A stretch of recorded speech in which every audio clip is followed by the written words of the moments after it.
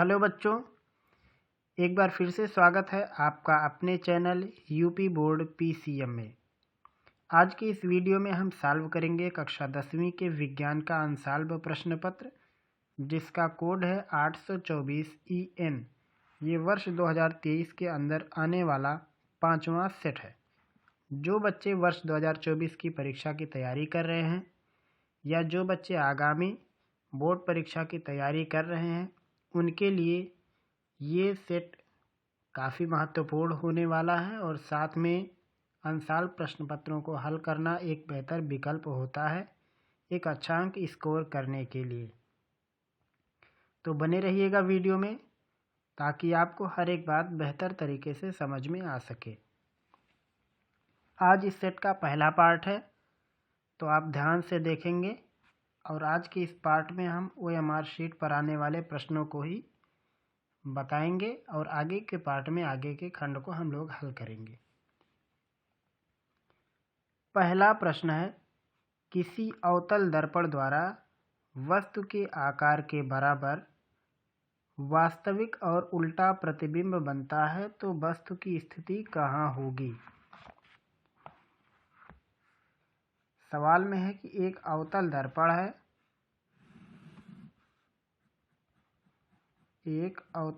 है, तो अवतल दर्पण में एक होता फोकस और एक होता सेंटर। ये फिक्स पॉइंट है और एक पोल है।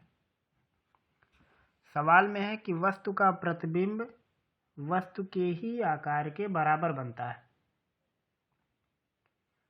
तो पूछा है कि इसमें प्रतिबिंब कहाँ, मतलब वस्तु कहाँ रखा गया है, मतलब जो साइज प्रतिबिंब की है वही साइज वस्तु की है। तो आप चाहे तो याद कर लें कि जब दर्पण होगा तो फोकस दूरी की डबल दूरी पर वस्तु अगर रखेंगे तो प्रतिबिंब वही बनेगा, उल्टा बनेगा और साइज में बराबर बनेगा।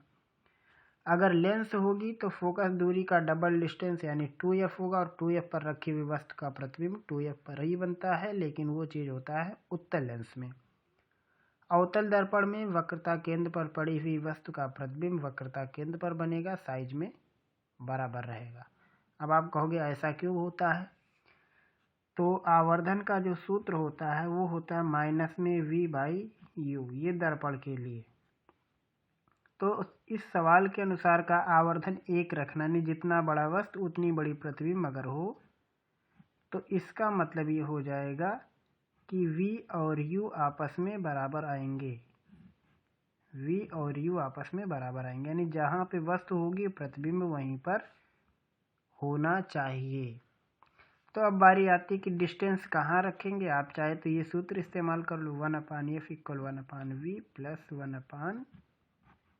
1/U। जब V और U दोनों एक होंगे तो आप दोनों को जोड़ सकते हो, चाहे तो इसको आप 2/U कह दो या तो 2/V कह दो।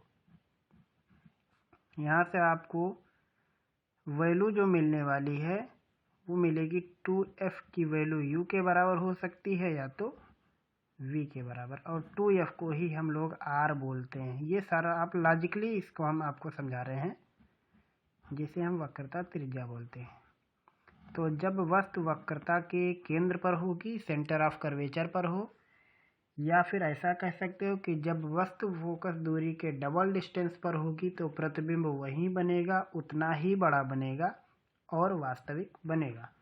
तो आइए देखते हैं विकल्प में है या नहीं।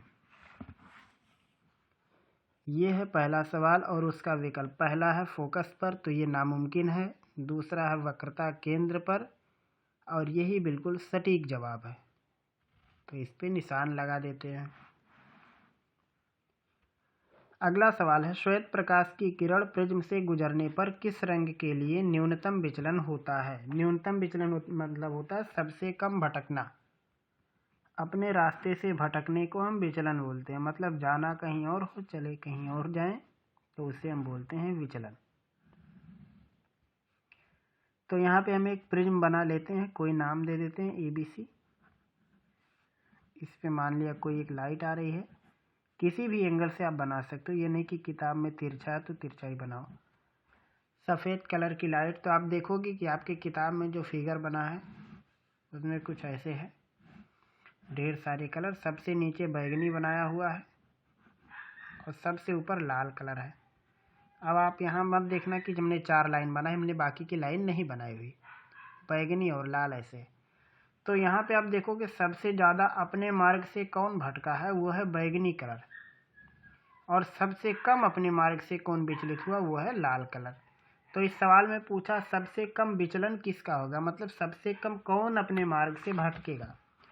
तो सबसे कम अपने मार्ग से भटकने वाला कलर है लाल, यानी न्यूनतम विचलन सबसे कम होगा लाल का। अगर पूछता सबसे अधिक विचलन किसका होगा, बैगनी का, ये बैगनी सबसे ज़्यादा विचलित होती।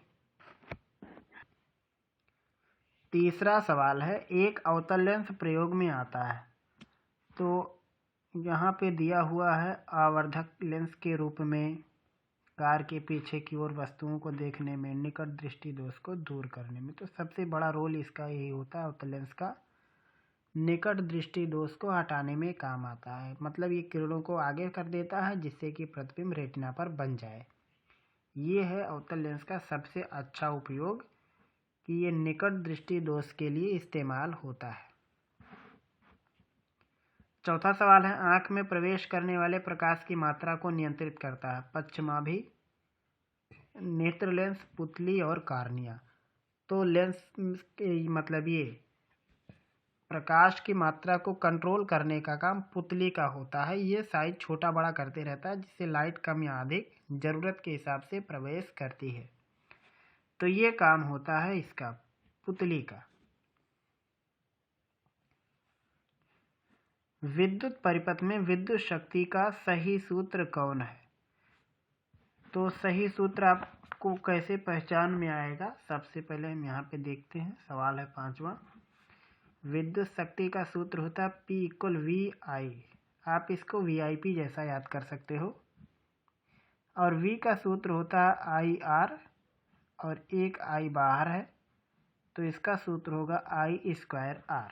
देखते हैं ऑप्शन में है या नहीं। तो आप अगर ध्यान से देखो तो आपको सेकंड ऑप्शन में मिल जाएगा P = I²R। ये हो जाएगा इसका सही जवाब। छठवां सवाल है, किसी विद्युत धारावाही सीधी परिनालिका के भीतर चुंबकीय क्षेत्र के बारे में यहाँ पे 4 ऑप्शन दिया है कि 0 होता है, जो कि असंभव है। सबसे ज़्यादा अगर देखा जाए तो मैग्नेटिक फील्ड अंदर ही पाया जाता है, इसके सिरों की ओर जाने पर घटता है। तीसरा ऑप्शन जो कि गलत है, इसके सिरों की ओर बढ़ने पर जाने पर बढ़ता है, ये भी थोड़ा गलत है, थोड़ा सही। इसमें कुछ सही है कुछ गलती है, लेकिन सबसे सटीक जवाब अगर है सभी बिंदुओं पर समान होता है। जब परिनालिका काफ़ी पतली और लंबी हो तो हर एक पॉइंट पर चुंबकीय क्षेत्र समान होता है। क्यों समान होता है ये भी देख लो थोड़ा सा। यहाँ हम तो उसका डेरिवेशन नहीं दिखा सकते क्योंकि ये कोर्स से बाहर है। तो अगर परिनालिका काफ़ी लंबी हो, परिनालिका कैसे बनाया जाता है, इसके ऊपर वायर लपेट लपेट के बनाया जाता है। तो जब इसमें हम करंट भेजेंगे तो ये चुंबकीय क्षेत्र ऐसे बनता है, ऐसे जाता है, लूप बनता है, निकलता है। तो आप एक बात इसमें गौर करोगे कि जो भी बनेगा, जब परिनालिका काफ़ी पतली लंबी होगी तो अंदर की सभी लाइनें पैरेलल होंगी, और जब लाइनें आपस में पैरेलल हों और दूरी निश्चित हो तो उसे हम बोलते हैं एक समान। तो यहाँ पे अंदर जो चुंबकीय क्षेत्र की रेखाएं होंगी बिल्कुल समांतर होंगी और काफ़ी समीप होंगी, इसलिए हम कह सकते हैं कि अंदर सभी बिंदुओं पर चुंबकीय क्षेत्र समान होगा। ये है दूसरा वाला विकल्प। अगला है, भारत में प्रत्यावर्ती धारा यानी अल्टरनेटिंग करंट की पूर्ति की आवृत्ति कितनी है। सिंपल, आप ध्यान रखो 50 हर्ट्ज। कोई भी सामान खरीद के लेके आओगे तो उस पर लिखा रहता है 50 हर्ट्ज। ये इंडियन AC करंट की फ्रीक्वेंसी है, ये हमेशा आप याद रखें। यहाँ पे समाप्त हो जाता है फिजिक्स का पार्ट, यहाँ से शुरू होता है यहाँ पे केमिस्ट्री खंड का। आर्सेनिक तत्व क्या है। तो आर्सेनिक तत्व है उपधातु। सिंपल है ये। अगला है, निम्नलिखित में से प्रोपेन कौन है। सिंपल, आप देख के बता सकते हो। प्रोपेन का मतलब होता है 3 कार्बन हो, सब में सिंगल बॉन्ड हो, बस। तो यही है केवल पहला वाला, 3 कार्बन है, सब में सिंगल बॉन्ड। बाकी यहाँ पे आप देख सकते हो 1 से अधिक कार्बन है और साथ में शाखाएं भी बनी है, तो वो गलत है। पहला वाला पार्ट सही है।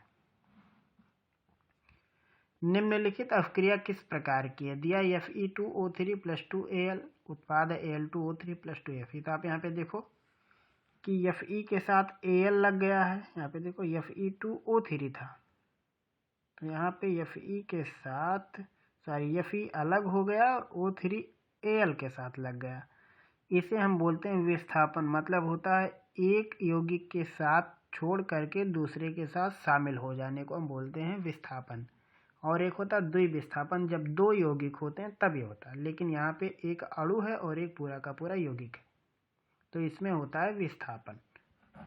तो ये डी वाला ऑप्शन सही रहेगा। फिर ये जिस पे स्टार लगा है उसे तो करना नहीं है। 12वां सवाल, कॉलम ए में दिए गए रासायनिक पदार्थों का सुमेल कॉलम बी में दिए गए से कीजिए। कॉलम ए भी दिया है। पहला है एसीटिक एसिड। तो यहाँ पे देखिए साबुन के निर्माण में इसमें भी होता है, ऐसी बात नहीं है, लेकिन जो एकदम सटीक रहेगा उसी से मिलान कराएंगे हम।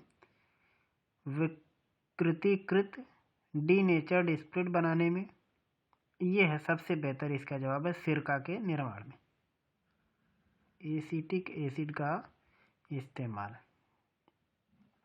दूसरा एथेनॉल, तो सामने ही दिख रहा है आपको, स्प्रिट बनाने में।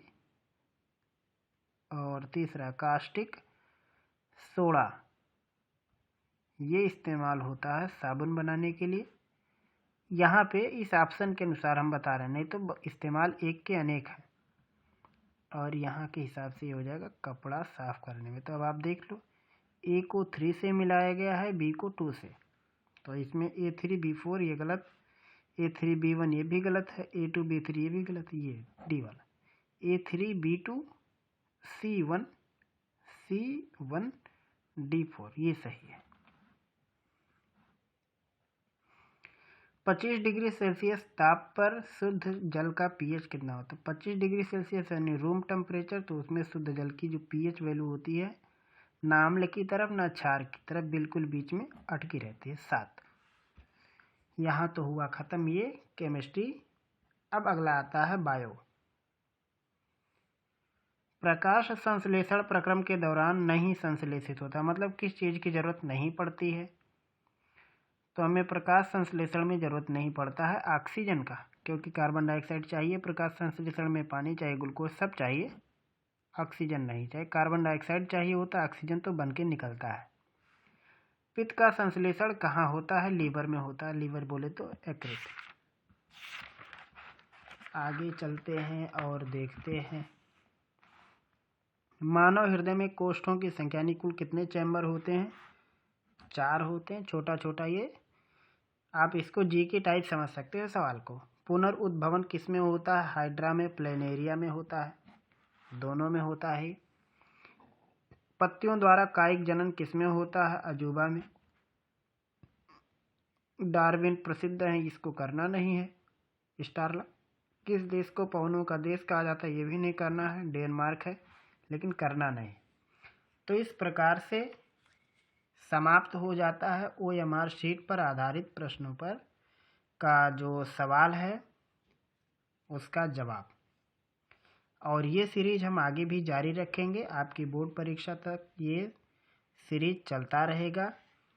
और किसी भी प्रकार का अगर आपको कोई दिक्कत होता है पेपर को सॉल्व करने में या फिर बोर्ड की तैयारी करने में, आपको कोई प्रॉब्लम आती है, तो आप हमें कमेंट के जरिए या अन्य माध्यम से आप हमसे संपर्क कर सकते हैं। हम आपके प्रश्नों का जवाब देने की पूरी कोशिश करेंगे। तो फिर मिलेंगे हम लोग जल्द ही अगले पार्ट में अगले टॉपिक के साथ। तब तक पढ़ते रहिए, आप अपनी तैयारी और भी बेहतर तरीके से करते रहिए।